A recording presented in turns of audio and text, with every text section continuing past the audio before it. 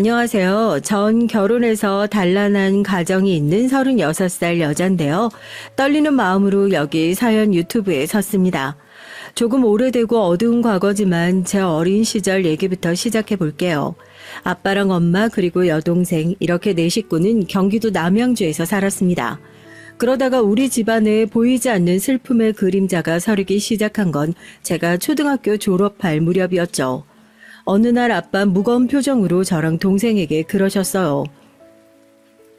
엄마가 많이 아파서 병원에 입원을 해야 돼. 우리 지화, 소화, 엄마 없어도 밥 잘 챙기고 씩씩하게 학교 다닐 수 있지?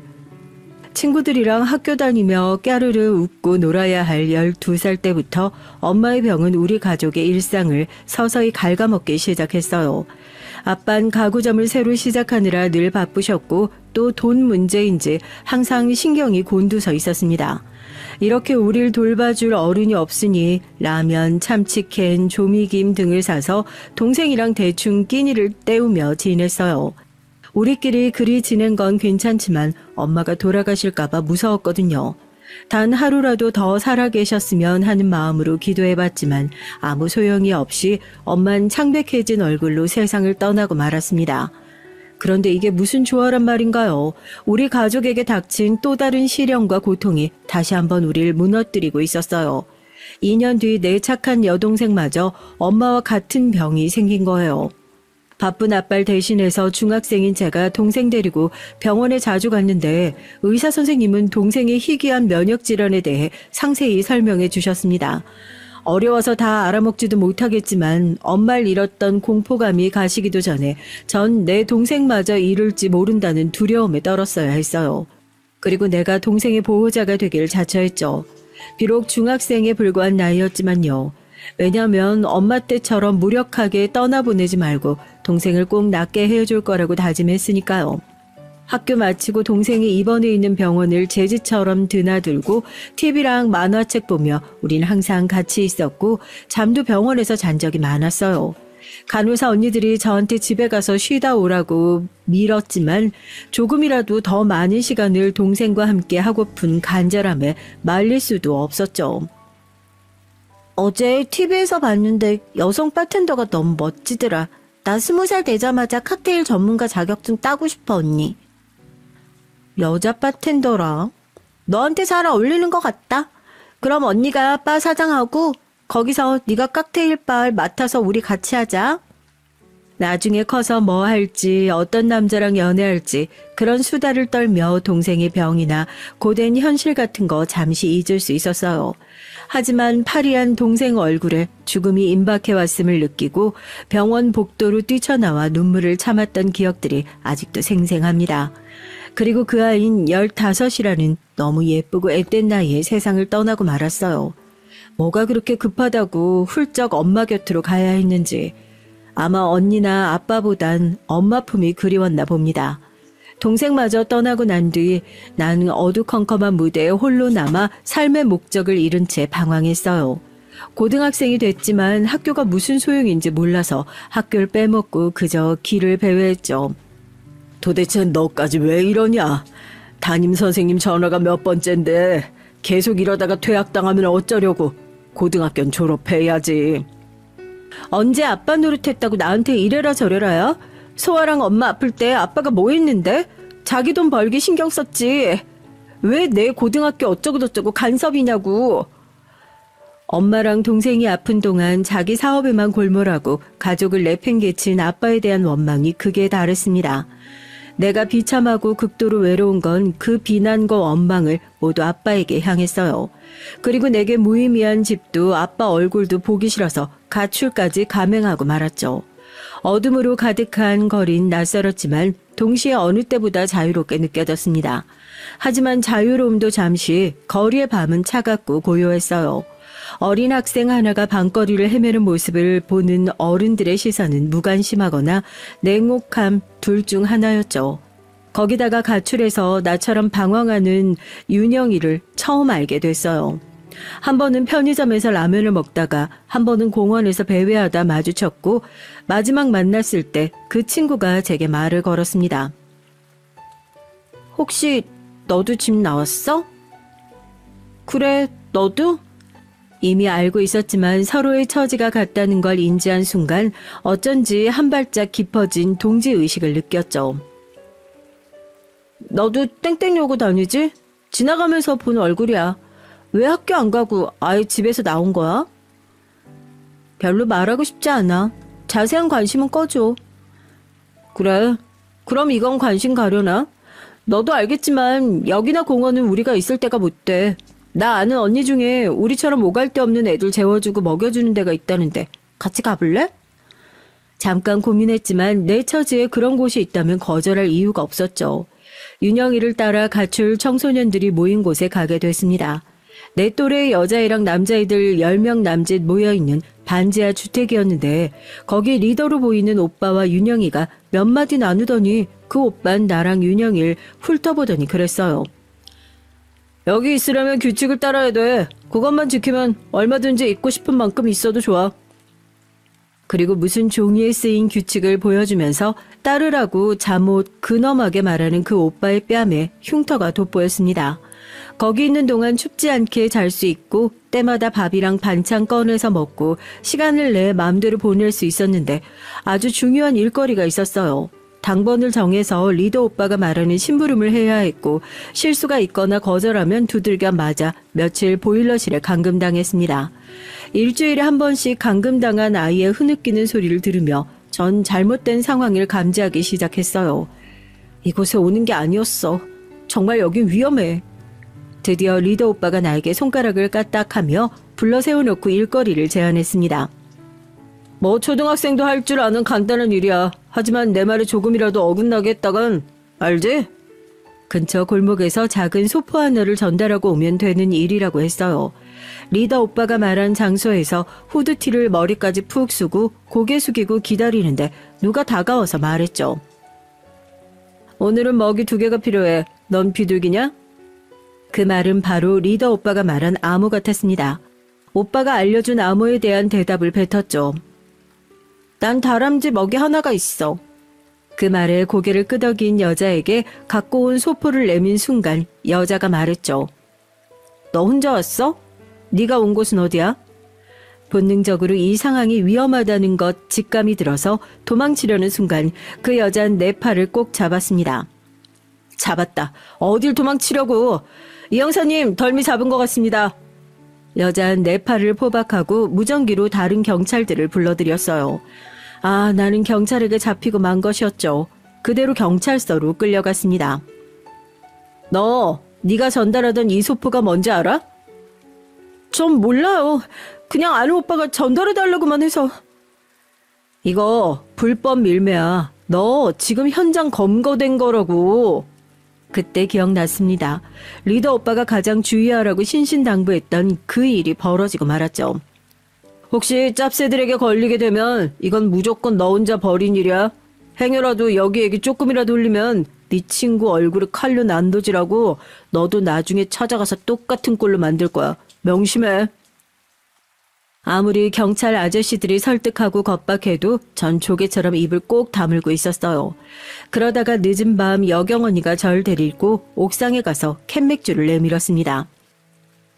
너 때문에 걱정돼서 퇴근을 못하겠다. 나도 남자 하나 제대로 만나서 결혼도 하고 해야 되는데 참. 퇴근하고 놀면 되지. 나한테 왜 이래요? 미성년자인데 맥주는 무슨. 지금 속 답답할 거 아니야. 그럴 때 마시라고 술이 있는 거고. 너 술 안 마셔봤어? 무서운 경찰로만 생각했는데 마치 동네 언니처럼 그러니까 어느덧 경계를 허물고 조용히 맥주를 비웠죠. 경찰로서가 아니라 너 고등학생인데 혼자 덤터겠으면 어른 되기도 전에 인생의 빨간 줄로 시작한다. 그게 뭘 의미하는 줄 알아? 네 가족은 심정이 어떻겠어?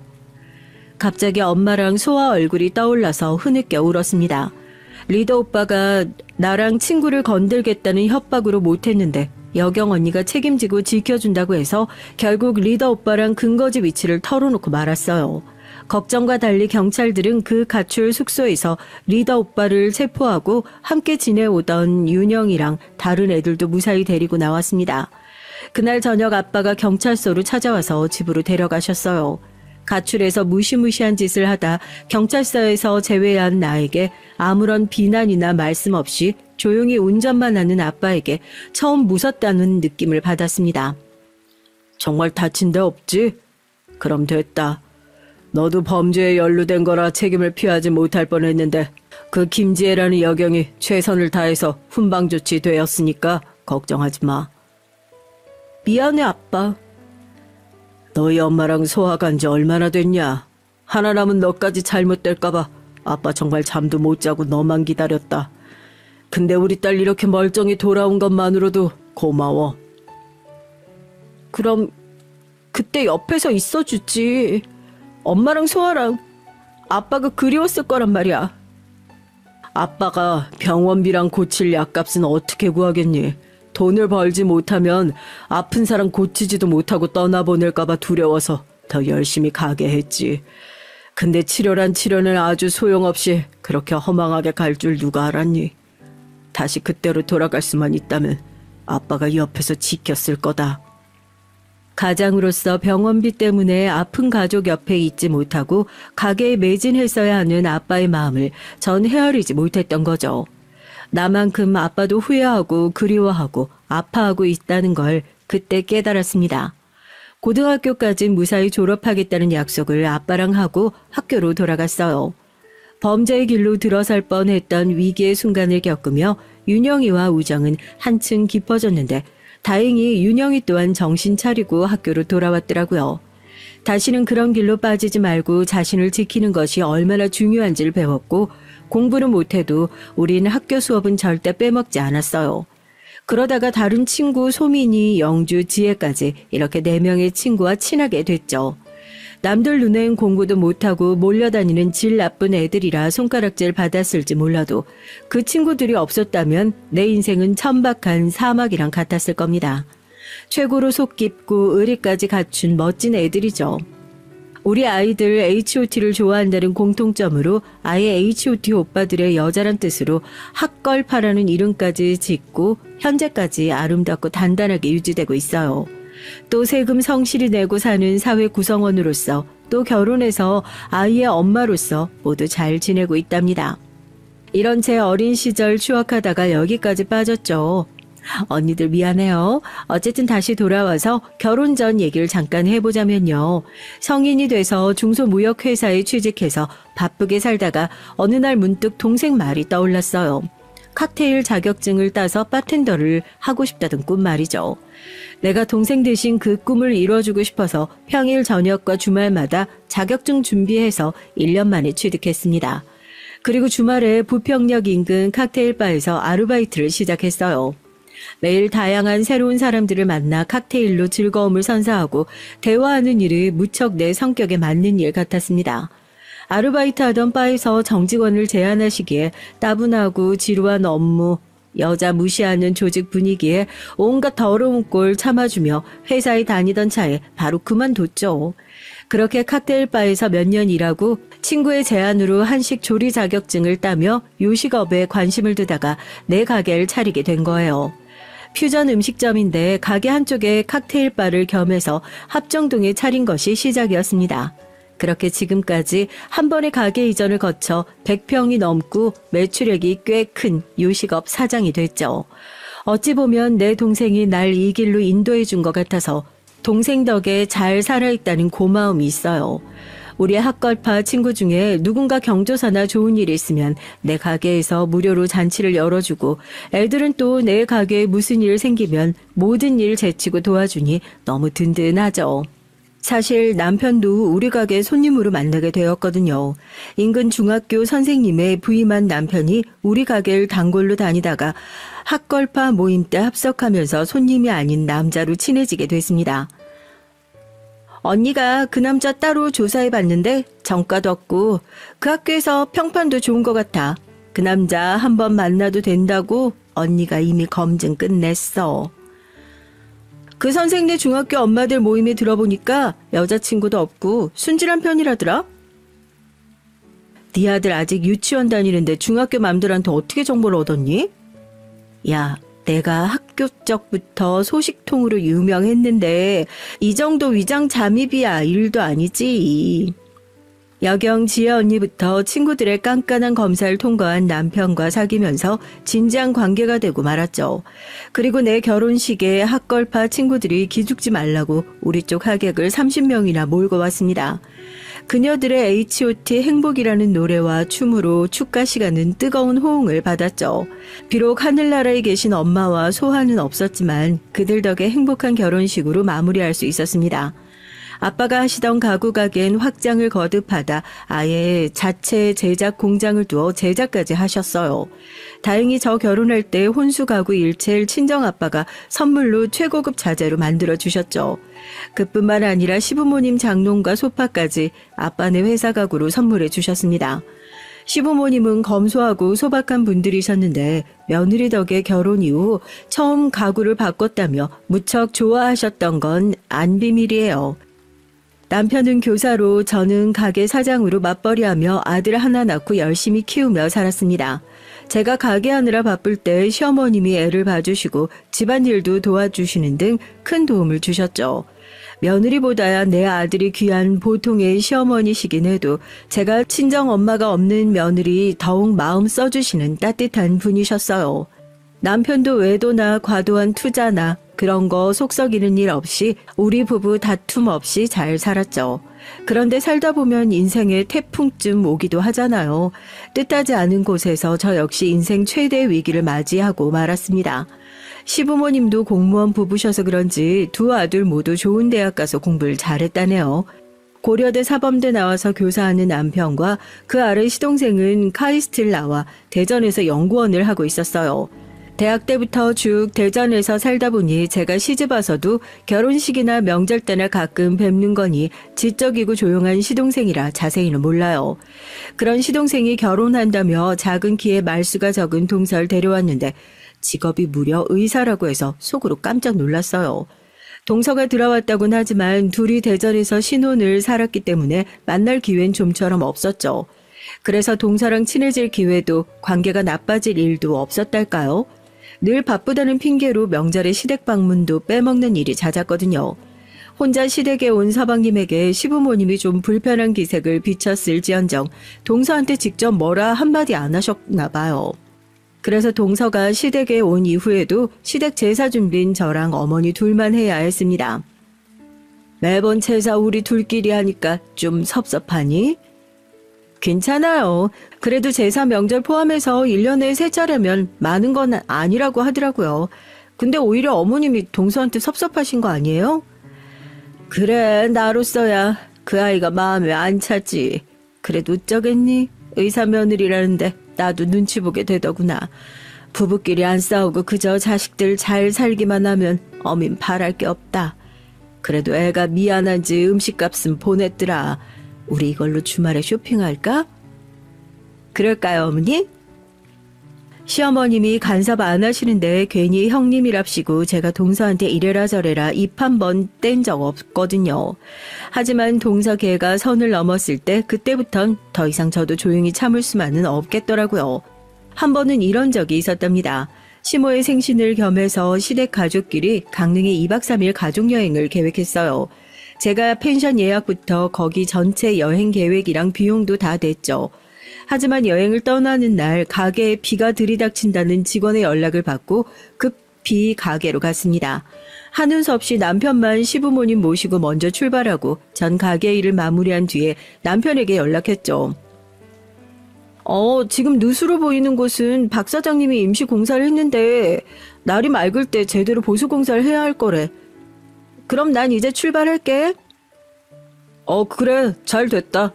재수 씨도 병원 일로 이제 출발한다고 하니까 그 차 편에 같이 와. 그렇게 동서의 차를 얻어 타고 강릉을 향해 출발하여서 가는데 빵빵! 동선 참지 못하고 클락선을 마구 눌러댔어요. 아이씨, 저 모닝 똥차 따위가 감히 내 벤츠 앞을 끼어들어? 그렇게 난폭한 운전은 세상 처음 봤습니다. 동서답지 않게 왜 이래? 무슨 안 좋은 일 있었어? 오늘 세미나에서 말하면 뭐 형님이 의사로서 스트레스를 알긴 해요. 물론 난 의사가 아니니까 잘 모르겠지만 얘기하다 보면 동서 기분이 좀 풀릴 거 아니야. 이렇게 난폭하게 운전하고 가다가 바로 황천길 갈까봐 무섭다고. 아이씨, 자기들이 뭘 잘나며 뭐 얼마나 잘났다고 사람 개무시하는 건지 모르겠어. 지금 나한테 하는 말이야? 아니요. 오늘 의사들끼리 모여 세미나 했거든요. 그런데 거기 나온 의사들이 날 지잡대 편입생 출신이라고 대놓고 무시해요. 내가 발표할 땐 손가락으로 귀를 파고 질문 하나 안 하면서 저희들끼리 크크거리고 비웃기나 하죠. 와, 아니 의사면 다 똑똑하고 잘났을 걸 뭐 그 가운데서 또 출신으로 편을 가르고 그러냐? 나도 같은 의사고시 패스했지. 인턴 레지던트 다 거친 정식 의사인데 죽을 때까지 그놈의 출신 대학으로 영원히 같은 레벨로 인정 안 할 거예요. 그 새끼들 다 죽여버리고 싶어. 급기야 동선 가속 페달을 미친 듯이 밟는 게 아니겠어요. 이러다가 차가 사고라도 나겠다 싶어서 겨우 동설 어르고 달래서 국도 옆 편의점에 들러 잠시 쉬기로 했습니다. 따뜻한 커피와 간식을 사들고 와서 동서에게 까주면서 그랬어요. 내가 어떻게 동서 심정을 이해하겠냐만 원래 열등한 인간들일수록 남의 티끌은 들추고 비방하기 마련이지 않겠어? 나 고등학교 때 날 무시했던 세연이란 계집애가 있는데 지금까지 동창에 나와서 하는 말이 있어. 걸레가 깨끗이 빤다고 수건되냐. 옛날에 가출하고 사고치던 년들이 지금 돈 좀 번다고 유세 떠는 꼴 보니까 토 나온다고. 그딴 말을 당사자 앞에서 했다고요? 내가 잠시 자리 비우면 애들한테 날 씻고 다니는 것 같은데 통에 내가 다 듣지 않겠어. 참다 참아주다가 지난번 동창회 때 걔 따기 한 대 대차게 걷어올리고 5만원권 20장 뿌리면서 이렇게 말했지. 야, 네 뺨 한 대 값으로 이 정도면 되냐? 돈 싫으면 내 뺨 한 대 치고 같이 경찰서 가든가. 아니면 다신 나 씹고 깝치지 마라. 뭐라고요? 형님 깡패예요?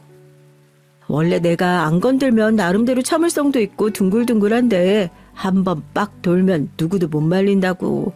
우리 학걸파 영주들도 그런다니까. 그러니까 동서도 나한테 안 물리게 조심해. 이렇게 얘기하면서 나처럼 동서 무시하는 의사 놈들한테 본때 한번 보여주라며 농담 섞어 얘기했죠. 대화하다 보니 동서의 분했던 표정이 좀 누그러지는 것 같아서 화장실 좀 다녀와서 출발하자고 화장실로 들어갔죠. 그런데 나와서 아무리 찾아도 동서의 그 하얀색 벤츠가 안 보이는 거예요. 그래서 다급히 동서한테 전화해서 어디 있느냐고 물었습니다. 형님, 내 차 못 탑니다. 거기서 한 13km만 걸으면 목적지니까 알아서 와요. 야, 장난치지 말고 어서 돌아오라고. 되게 웃기네. 너 형님이랍시고 내 앞에서 조언한 거니? 나 무시하고 욕해도 걔네가 좋은 대학 나온 의사라 그래도 참아주는 거야. 근데 대가리 나쁜 꼴통년이 지 동창생 같은 얘기하면서 뭐? 나한테도 깝치지 말라고? 형님 너야말로 나한테 개긴값 톡톡히 치르게 해줄 테니까 정신 말짱하게 걸어서 와요.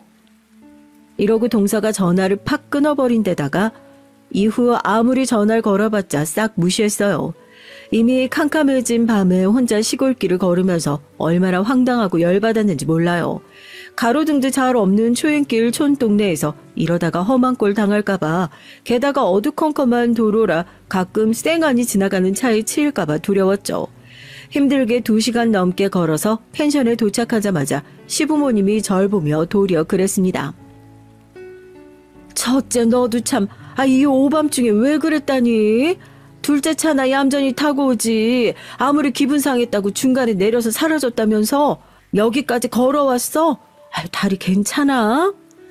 이미 동서가 먼저 시부모님과 남편들에게 저랑 말다툼하다가 기분 상해서 저 혼자 내려서 걸어왔던 거짓말을 퍼뜨린 거죠. 이제와 시시콜콜 말하기 그래서 그냥 동서만 째려보고 여행 내내 말 섞지 않고 다녀왔던 기억이 나네요. 아무리 지가 기분이 상했건 어쨌건 그 시골 캄캄한 때 사람을 버려두고 가는 법이 어디냐고요. 그렇지 않나요? 그때부터 난 동서에게 동선 나에게 악감정이 생기기 시작했던 것 같아요. 서로 투명 인간 취급하며 사이 나빠진 걸 알아챈 시어머님은 자꾸 저한테 동서 좀 봐주라고 잘 지내보라고 그러시고 남편도 마찬가지 입장이었습니다. 당신이 그래도 형님인데 재수 씨 좀 봐줘. 아니, 근처에 새로 생긴 병원으로 환자들이 몰리면서 재수 씨네 병원 운영이 힘들다고 그러더라고. 그래서 요즘 어머님이 나한테 하소연했구나? 그렇게 며느리 노릇은 안 해도 시부모님 명절 용돈은 잘 챙겨줬었는데 요즘은 일절 없다고 하시던데? 그래, 재수 씨 의대 때 학자금 대출도 남아있고 버는 돈이 생각보다 얼마 안 된대. 수혁이 딸인 의사 와이프 덕 좀 볼 줄 알았더니 생활비 대부분 자기 월급에서 나간다고 앓는 소리 하더라고. 동선의 딱한 사정 얘기 들으니 분했던 마음도 누그러지면서 그래, 평생 가족으로 엮여 살 텐데 내가 한번 봐주지 했어요. 곧 이사 준비하고 있다는 얘기에 내가 먼저 동서한테 연락을 해봤죠. 잘 지냈어, 동서? 오랜만이다. 병원은 여전히 잘 되지? 네, 병원은 뭐 똑같죠. 저한테 무슨 하실 말씀 있으세요? 아니, 조만간 이사 간다고 하는데 내 도움이 좀 필요할까 해서. 맞아요. 결혼할 때 잠깐만 전세로 살 거라 거기 빌트인 된 거 뭐 있고 싸구려 가구만 몇 개 들어놨죠. 그래서 이번에 보니까 가구랑 가전 다 새로 들어놔야 할 판국이더라고요. 그래? 가구라면 우리 친정아빠 회사에 내가 얘기 잘 해놓을 테니까 한번 가봐. 최대한 저렴하게 좋은 걸로 맞춰달라고 부탁드릴게. 동선 좋은 가구를 합리적인 가격에 드리니 좋고 친정아빠한텐 고객을 이어준 셈이니 내가 생각해도 참 잘했다 싶었죠. 그렇게 동선에도 근처로 이사와서 시부모님과 우리 식구랑 해서 집들이를 초대했습니다. 병원이 힘들다고 징징대더니 글쎄 대형 평수 아파트에 최신형 가전제품과 고품질 가구로 아주 꽉꽉 채워 넣었더라고요. 와, 집 너무 좋다. 동서 요즘 힘들다는 거 거짓말이었구나? 다혜형님이 소개해준 가구점 덕분이죠. 말씀대로 품질은 최고인데 아주 저렴하게 드릴 수 있었으니까요. 어쩐 일로 동서가 우리 아빠네 회사 칭찬까지 하고 기분이 으쓱거리고 좋았습니다. 그간 불편했던 동서지간 사이도 좋아지고 일도 잘 풀렸구나 했죠. 그런데 말이죠. 그로부터 반년쯤 지났을까요? 어느 날 031 지역번호인 유선 전화가 걸려왔더라고요. 전화를 받아보니 순철 삼촌이었죠. 순철 삼촌은 옛날 아빠 가구 가게 시작 때부터 일했던 분인데 친삼촌 같은 분입니다. 친정 가면 인사드리긴 해도 개인적으로 연락하시던 사이는 아닌데 갑자기 나한테 삼촌이 왜 전화를 걸었는지 의아하더라고요. 내가 사장님 연락처 파일에서 네 번호 찾아서 회사 전화로 한 거다. 기니 할 말이 있어서 내가 이런 말 한다고 오지랖 같긴 한데 그 여자 해도 너무한 거 아니냐? 엄청 조용하고 순둥한 삼촌이 그렇게 열통낸 목소린 처음 들었어요. 삼촌 말 어찌된 사정인가 하니 6개월 전 동서가 가구 보러 친정아빠네 와서 태도부터 엄청나게 거들먹거렸대요. 형님이 사정사정해서 먼 남영주까지 온 거거든요. 이게 이사갈 집 평면도예요. 여기 침대랑 드레스장 등등 표시한 데에 치수랑 색깔 적혀져 있죠? 거기에 딱 맞춤으로 가구 보내주셔야 돼요. 예, 우리 지화 시댁이니까 최선을 다해 맞춰드리겠습니다. 그런데 고르신 가구들이 최상급의 수입 제품도 있어서 구매 금액이 1억이나 되는데 괜찮으십니까? 못 들으셨나 봐요. 저 의사예요. 꼴랑 1억 가지고 무슨. 그리고 워낙 사기꾼이 많아서 집에서 가구 받아보고 하자 없으면 그땐 정산해드릴 테니까 그렇게 하세요. 예, 문제가 될 것 없습니다. 그리고 저흰 그런 쪽으로는 자신이 있는 회사예요. 고객 신뢰를 먹고 회사가 이만큼 커왔으니까요. 순철 삼촌 말이 동서가 재수없고 거만한 태도로 굴었지만 아빠는 내 딸 시댁 사람이니 끝까지 공손하게 대했다 하네요. 정말 공을 들여 좋은 가구로 엄선해서 배송까지 직접 아빠가 하시는 등 완벽하게 일을 마치고 정산할 시간이 좀 온 거예요. 하지만 동선 계좌번호를 두고 가면 차후 정산금을 보내겠다면서 일단 아빠를 보냈답니다. 모르는 사이도 아니고 심지어 의사라는데 돈을 떼어먹겠나 하고 동서 믿고 오셨다죠. 그런데 일주일이 지나고 한 달이 지나가도 가구값은 들어오지 않았답니다. 정중하게 연락해도 차일피일 미루고 나중에 나의 잡상인 취급하면서 연락까지 씹더래요. 그러기를 벌써 6개월이나 지난 겁니다. 지금 사장님이 얼마나 곤란한 상황인지 알기나 해. 요즘 회사 사정이 많이 안 좋거든. 그래서 그 1억이면 당장 급한 사채를 갚을 수 있어서 얼마나 절실한데. 그 의사라는 양반이 어째 그럴 수 있단 말이냐? 급한 사정에 친정아빠가 동선의 병원까지 찾아가서 조심스럽게 정산해달라고 하니까 돌아오는 대답이 더 가관이었습니다. 못 배운 집안이라 그런가? 이렇게 무례하기 짝이 없네요. 그깟 가구값 때문에 여기가 어디라고 병원까지 됐어요. 가구 품질이 너무 안 좋으니까 그냥 반품할게요. 가져가세요. 아니, 그게 무슨 소리요? 가구를 6개월이나 사용해놓고 이제 와 반품이라니. 자꾸 이렇게 귀찮게 구시면 제 기분이 슬쩍 상하려고 하거든요. 형님 옛날에 좀 놀았다면서요. 가출까지 하고. 그거 우리 시부모도 아시나 모르겠어요. 동서의 이 한마디에 친정아빠는 아무 소리 못하고 돌아와서 낮부터 혼자 술을 드셨대요. 삼촌이 말한 이 대목에서 미친 듯이 화가 났습니다. 내 딸이 혹시나 사돈 어른들에게 밉보일까 싶어 딸보다 더 어린 년한테 수모를 당한 아빠의 심정이 어떠셨을까요? 삼촌의 얘기를 듣자마자 난 동서가 있는 병원에 쏜살같이 갔습니다. 접수 간호사에게 내가 시 형님인데 당장 만나겠다 하자 간호사는 어차피 환자도 없으니 바로 원장실로 들어가시라 했죠. 내가 원장실 문을 열고 들어가자마자 동서는 날 보고 아는 척도 안 하고 간호사 들으라는 듯 소리쳤습니다.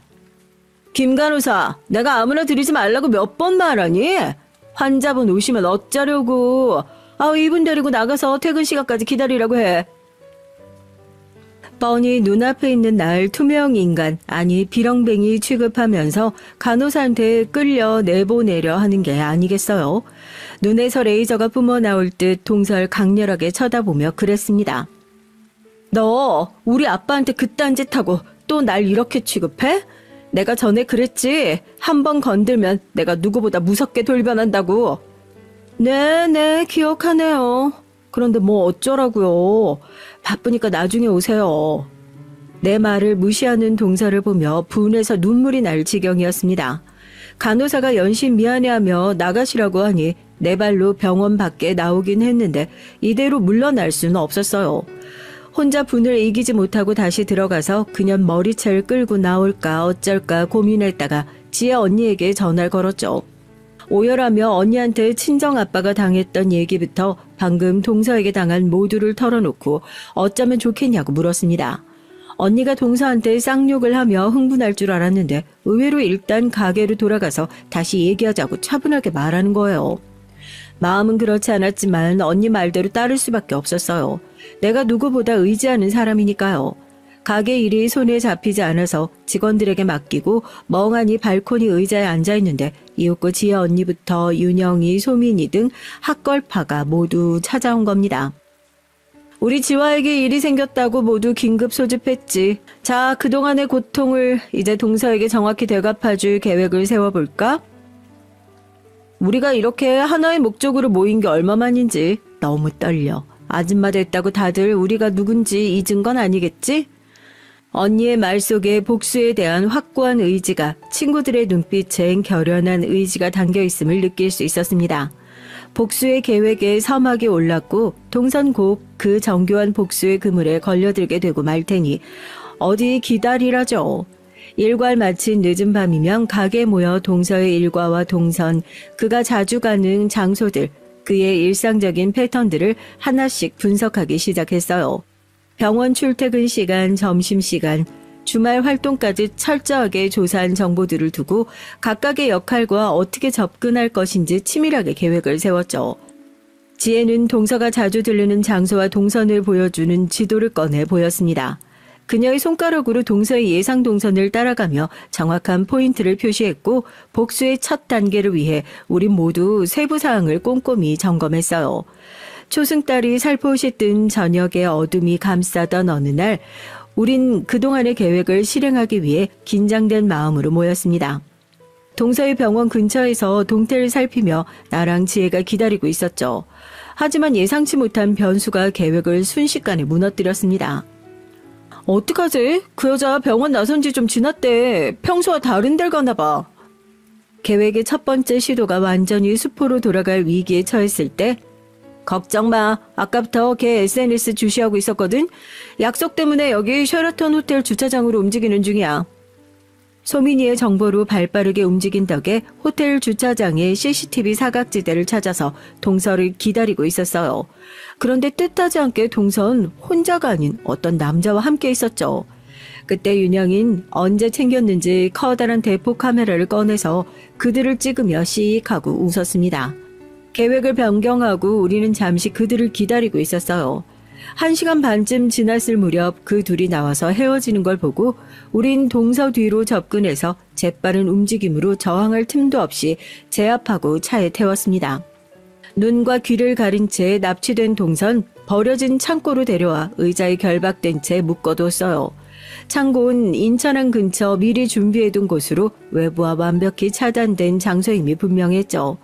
차가운 콘크리트 벽, 좁고 답답한 공간, 그리고 빛 한 줄기 없는 어둠 속에서 동선 격렬하게 소리치고 저항했습니다. 너희들 누구야? 강도면 내가 원하는 데 돈 줄 테니까 이것 좀 풀어달라고! 동서를 데려와 놓은 이후 누구도 말을 하거나 어떠한 행동도 하지 않고 가만히 기다리기만 했어요. 우리 중 누구도 처음 계획처럼 동서 뺨을 때리고 머리채를 잡아당기며 욕하는 행동 같은 걸 시도할 엄두가 나지 않았습니다. 그렇게 되면 정말로 폭행을 하는 건데 멀쩡히 가정을 이루고 사는 친구들에게 차마 거기까지 하고 싶진 않았거든요. 하지만 신체적 고통보다 크고 두려운 고통은 심리적 압박이라는 걸 동서의 변화로 알 수 있었습니다. 분노에 휩싸여 발버둥을 치던 동선 점차 시간이 지나고 말수가 줄어들고 자신의 처지를 깨닫기 시작한 듯 했어요. 저항의 감정에서 공포와 두려움이 점차 동서의 내면을 잠식해 갔던 것 같아요. 저기요, 누군지 몰라도 제발 이러지 마세요. 예전에 친구들에게 괴롭힘 당하다가 운동장 단상 아래 창고에 갇힌 적 있다고. 그때 이후로 폐소공포증이 생겨서 지금 무서워 죽을 것만 같아. 살려주세요. 그 말을 듣고 변조된 마이크를 통해 처음으로 말을 했습니다. 너 멀었어, 아직. 그간 너의 행동으로 얼마나 많은 사람이 상처를 입었는지 중요하지. 어떠한 이유로 지금 이 상황에 처하게 됐는지 깊이 생각해야 할 거야. 내 대답에 급발진하듯 동선 자기 의료행위 실수로 피해를 본 환자 얘기부터 심각한 따돌림으로 괴롭힌 대학 동창의 얘기까지 모조리 고해성사하기 시작했어요. 걔 생각보다 정말 많은 죄를 짓고 살았더군요. 하지만 아쉽게도 그 속에 나에 대한 얘기는 없었습니다. 그만큼 그녀에게 내 존재가 하찮아서일까요? 아니면 평생 저지른 죄가 많아서 나랑 친정 아빠에게 한 짓은 잘못도 아니라 생각한 걸까요? 허탈한 마음으로 동서에게 물 한 모금을 먹게 해준 뒤 지혜랑 소민이에게 그곳을 맡기고 전 집으로 돌아왔죠. 우린 만약의 사태에 대비해서 2인 1조로 교대 근무를 서기로 했거든요. 아이 유치원 등원과 출근하는 남편을 보내며 평소와 다름없는 오전 일과를 시작했지만 마음 한구석엔 동서가 어쩌고 있는지 궁금했습니다. 혹시나 싶어 주의를 기울였는데 서방님이나 시부모님 모두 동서가 어디에 있는지를 전혀 모르고 있었어요. 그도 그럴 것이 어젯밤 동선 제주도 학회 참석이 예정되었던 때라 자기 집에 들어오지 않았어도 서방님이나 병원에서 의심할 수 없었죠. 몇 시간의 연락 두절로 서방님이 경찰에 실종 신고라도 하는 게 아닌가 걱정했는데 그 부부에게 평소와 다름없었나 봐요. 일단 들키지 않았으며 안도하고 창고로 이동해서 밤새워 지켰던 친구들과 교대했습니다. 그 시간은 창고 안에 갇혀있던 동서를 지켜보는 저 혼자만 있을 뿐이었어요. 잠들었던 동서가 깨어나고 잠시 생각하더니 이내 흐느끼기 시작했습니다. 거기 누구 있어요? 또 아무 소리도 없네. 나 혼잔가? 그래, 이렇게 생각해보니까 어릴 때 날 괴롭히던 놈들 이상으로 나도 괴물이 되어버린 것 같아. 학교에서 나 늘 외톨이였지. 낡고 해진 옷, 관리 안 된 손발톱, 그리고 항상 주눅 들어있는 모습 때문에 다른 애들은 날 조롱하거나 피했으니까 그럴수록 누군가 눈 마주치는 것조차 두려웠고 더 소심하고 두려움에 떨고 선생님들조차 내 상황을 외면했는데 나한테 무슨 힘이 있겠어. 10살 무렵 홧김에 맨날 괴롭히던 재호를 박치기로 반격하고 처음으로 인생의 진리를 깨달았지. 약한 모습 들키면 잡아먹힌다는 걸. 그때부터 너 자신이 악마가 되기로 했다는 거야? 악마라니. 악마는 우리 집이었어. 처음엔 술 먹고 엄마 때리는 아빠가 원인이라 생각했는데 아니야. 알코올 중독인 아빠가 아니라 저항 한번 못하고 당하기만 한 엄마 잘못이지. 약하고 물러 터졌으니까 제 딸년 하나 건사 못하고 그게 뭐야. 그때부터 누구도 날 짓밟을 수 없도록 내가 먼저 밟아주겠다고 결심했고 선의 같은 것보다 분노와 의심으로 사람을 봤던 것 같아. 평범한 대학에 입학하고 사회적 성공이 절실히 필요해서 의대 편입만 목표로 달렸어. 그래서 결국 의사의 꿈을 이뤘으니 됐잖아. 그런 여유와 능력이 생기면 강팍한 마음 접고 주변도 챙기면서 내 신세 챙기긴 누굴 챙겨. 의대 들어가면 끝인 줄 알아? 몇 억이 드는 학비 때문에 내가 뭘 했게. 이 몸뚱이 팔았어. 여의대생이란 타이틀 달면 2배나 더 비싼 화대 받을 수 있다는 더러운 세상을 네가 알기나 해? 왜? 이제 나 창렬하고 욕해보지 그래. 구청에서 주는 최저 생계비 받아 쓰는 부모에다가 학비 달라고 하냐. 은행도 안 빌려주는 돈을 어디서 구하겠어. 그게 뭐 어때서. 동서가 그렇게 절박하게 살아온 줄은 미처 몰랐습니다.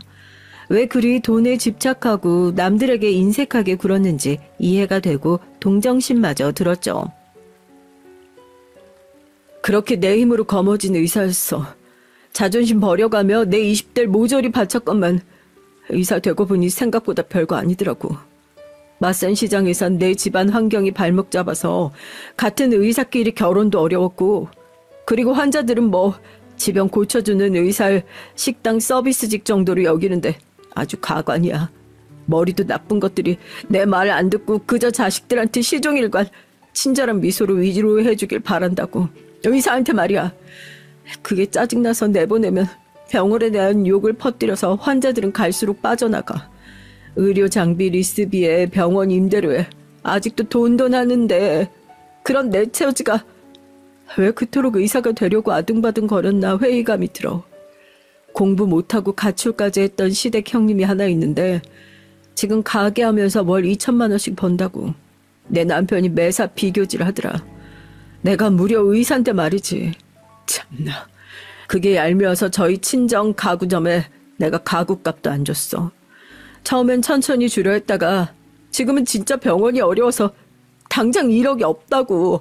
어쩔 수 없는 거 아니야? 넌 그 가구점 사장님이 사채에 시달리고 있다는 건 알고 있어? 뭐라고?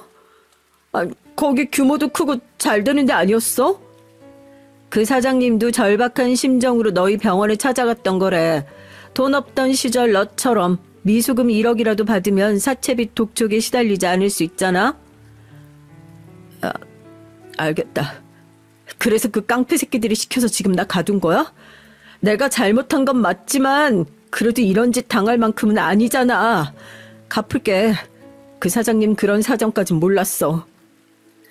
내가 그렇게 어릴 적 보살핌도 못 받고 불쌍한 사정인 거 다른 사람들도 다 몰라서 너한테 그랬던 거야. 누구나 타인의 아픔엔 무관심한 법이니까. 네가 불행했다고 해서 타인에게 아픔을 주는 일에 면죄부가 생기는 건 아니잖아? 그 말을 끝으로 동선 입을 다물었습니다. 2시간 뒤 방광이 터질 것 같으니 소변 좀 보게 해달라고 해서 도와주고 가져온 주먹밥과 물을 주었어요. 허겁지겁 그걸 먹는 동서에게 측은한 마음을 보고 있는데 교대하기 위해 친구들이 창고에 왔습니다. 의사라고 뻐기더니 24시간도 안 돼서 완전 노숙자같이 돼버렸네. 쟤 처먹는 것 좀 봐. 우리 이제 그만하자. 무슨 소리야. 아직 계획 첫 단계밖에 안 됐는데. 시계를 보니 동서를 데려와 가둔 지 20시간이 다다른 때였어요. 계획은 1박 2일이었지만 여기서 난 멈추고 싶었습니다. 얘들아, 여기까지 너희들 덕분에 올 수 있었어. 정말 고마워. 이제 그만하자. 더 이상 하면 우리가 동서만큼 나쁜 년 될지도 몰라. 영주의 만류에도 전 그 자리에 없던 지아 언니랑 친구들에게 전화로 내 뜻을 알렸습니다. 난 동서가 잠든 틈에 가서 손발을 결박한 끈을 자르고 창고 문에 자물쇠를 풀어서 도망칠 수 있는 길을 열어줬어요. 다 끝났다. 그럼 너 이제 남은 앙금 없는 거야? 걔 병원 망치는 거, 외도로 결혼 끝내는 거 아직 할 거 많은데. 어쩌면 동서에 대한 복수가 아니라 왜 그렇게밖에 할 수 없었는지 사정이 궁금했었나 봐 난. 걔 과거 불쌍해서가 아니라 우리 가정사 남불행했나? 그냥 열심히 사는 여잔데 걔도 우리 아빠나 내 사정은 몰랐으니까. 그래서 그런 것 같아서 행동이 이해되더라고. 친구랑 복귀하면서 차창 밖 노을을 보는데 어쩐지 내 마음도 홀가분해졌어요. 내가 한 짓임을 알아채고 그 복수가 이어질지 모른다는 염려가 들었지만 그 또한 어쩔 수 없다고 생각했습니다. 이후 동서가 어떻게 나오나 하고 신경을 곤두세웠는데 의외로 모든 것이 잠잠했어요. 서방님한테 들어보니 동서는 제주도 학회에 다녀온 것처럼 집에 돌아왔고 자신이 감금당했던 일들은 어디에도 밝히지 않고 혼자 묻은 것 같더라고요. 친구들과 나에게 여파가 미치지 않아 다행이지만 한편 불안하기도 했습니다. 얼마 뒤 모든 적금과 은행 대출로 3억을 만들어서 친정 아빠에게 찾아가 드리려는데 아빠는 깜짝 놀라며 이러셨어요. 나 이 돈 안 받는다. 그리고 급한 불은 해결했어. 미수금도 모두 받았고. 미수금이라면 혹시 우리 동서? 그래, 그저께 계좌이체하고 문자 보냈더라. 너무 늦어서 죄송했다고. 제 아무리 의사라도 그럴 만한 사정이 있겠거니 용서하기로 했어, 나도. 한사코 거절하는 아빠에게 남은 빚 1억 9천만 원을 드리고 나오면서 초밥을 사서 동선의 병원으로 향했습니다. 점심시간에 와도 괜찮지? 내가 도시락 가져왔는데 같이 좀 먹자 우리. 어쩐 일로 동선 별말 없이 끄덕이며 같이 초밥을 먹으면서 전 슬쩍 동서를 떠봤습니다. 지난번에 약속도 없이 병원에 찾아와서 내가 좀 무례했지? 미안해. 친정집에서 얘기 들었어. 동서 사정 어려울 텐데 가구값도 보내주고. 당연히 드려야 할 건데 제가 미안하죠. 그보다 전에 형님 아버님 오셨는데 제가 버릇없이 했어도 그게 죄송하다고 말씀 전해주세요. 우리 아빠 다 좋다고 이해한다고 그러셨어. 그리고 병원 매우 어렵다던데 내가 1억 정도 여유가 있어서 필요하면 빌려줄게. 이 병원 접고 페이닥터 들어갈 곳 알아보기로 했어요. 종합병원에서 일할 때가 연봉은 적어도 마음 편했던 것 같더라고요. 어쩐 일인지 동선 자신에게 일어난 일에 대해 한마디도 하지 않았고 도리어 여러 가지 자신의 결정을 매듭 짓는 모양이었습니다. 어쩐지 그런 동서를 응원하고픈 마음이 들어서 무슨 일이든 필요한 건 제가 다 지원하고 돕겠다고 동서 손을 잡고 약속했어요. 이렇게 동서와의 일이 마무리되고 학걸파와 지혜 언니를 불러 쫑파티를 열면서 감사를 표했습니다. 안 해본 일이었을 텐데 나 때문에 용기 내줘서 모두에게 정말 고마워요. 별거 아니지만 백화점 상품권 좀 넣었어요. 이걸로 쇼핑도 하시고 미모에 투자도 하라고. 참고로 너희 알리바이라든가 창고 증거물 등은 내가 다 체크했으니까 행여나 지와 동서가 경찰에 신고하더라도 너희가 용의선에 있진 않을 것 같아. 걱정하지 말고. 영주한테 들으니까 동서가 너 혼자 있을 때 과거 고해성사했다며? 그래서 복수의 마음이 수그러든 거야? 그래도 잘했다. 내 친구다운 선택이야. 그래, 난 좀 아깝단 생각도 든다. 우리가 준비한 게 많았는데. 그날 건진 외도 사진도 있고 알아보니까 그 남자 레지던트 때 같은 병원에 있던 친구더라고. 혹시 모르니까 내가 킵해둘게. 나중에 동서가 또 싸가지 없이 굴면 나한테 바로 말해라. 그로부터 2년이 지난 지금까지 그 사건들은 학걸파와 동서만 아는 비밀로 묻고 있습니다. 그때 이후로 동서랑 한결 편하고 서로 웃으며 보는 사이가 됐어요. 마치 동생처럼 무슨 일 생기면 챙겨주고 안부도 묻고 그렇게 지내니까 동서가 날 가깝게 느끼고 연락도 따로 하고요. 명절에 자기 친정엔 안 가도 저하고는 꼭 만나려고 하는 걸 보면 절 언니처럼 여기는 거 맞겠죠? 지금까지 서툴고 장황했지만 제 얘기가 재밌으셨나요? 살아온 세월이 그리 길진 않았지만 내 인생을 돌아보며 참 의미 있는 시간을 덕분에 보낸 것 같습니다.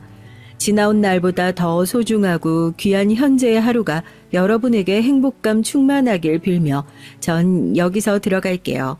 안녕히 계세요. 안녕하세요. 구독자 여러분. 저에겐 이렇게 예쁜 날이면 생각나는 한 사람이 있습니다. 그 사람만 생각하면 가슴이 아리고 이 좋은 날씨에 함께 걸어봤으면 하는 마음이에요. 여러분에게도 이렇게 그리운 사람이 한 명쯤 있으시겠죠? 전 평범하게 살고 있는 50대 여자입니다. 제 사연 속엔 좀 민망하고 부끄러운 일들도 있기에 등장하는 인물들의 가명을 써볼게요. 이에 대해 구독자 여러분에게 이해해 주시리라 믿고 이제부터 제 사연을 시작하겠습니다. 전 어려서부터 아주 고운 미모로 동네에서 유명했어요. 반달 눈썹에 하얗고 뽀얀 피부, 작지만 오목한 콧날에 크고 예쁜 눈까지. 제 어릴 때 사진을 지금 봐도 정말 예쁜 애였단 걸 알 수 있어요. 같이 제 사진을 본 우리 딸은 깜짝 놀랄 정도예요. 무슨 연예인 사진인 줄 알았어. 정말 엄마야? 이러면서요.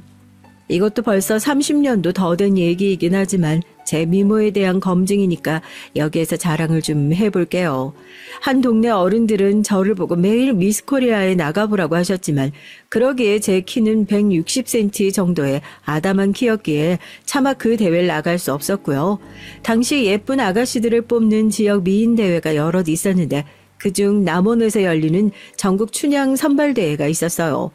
지금은 외국인도 출전할 수 있어서 글로벌 춘향으로 이름이 바뀌었다고 들었죠.